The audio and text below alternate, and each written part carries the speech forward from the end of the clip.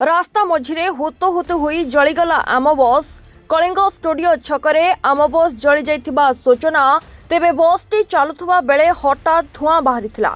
यह देखि यात्री भयभीत होई जाइथिले। तुरंत गाड़ी रे बसिथिबा समस्त यात्री गाड़ी बाहरी आसिबा परे हु हु होई जलीगला आम बस।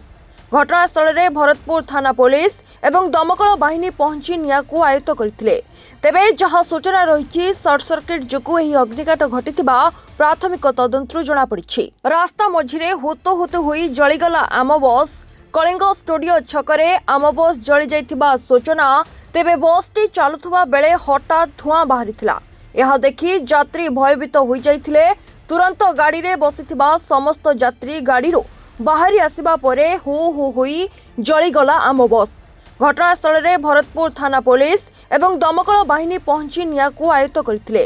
तेबे जहाँ सूचना रही सर्ट सर्किट जोगु एही अग्निकांड घटिथिबा प्राथमिक तदंतरु जणा पड़िछि।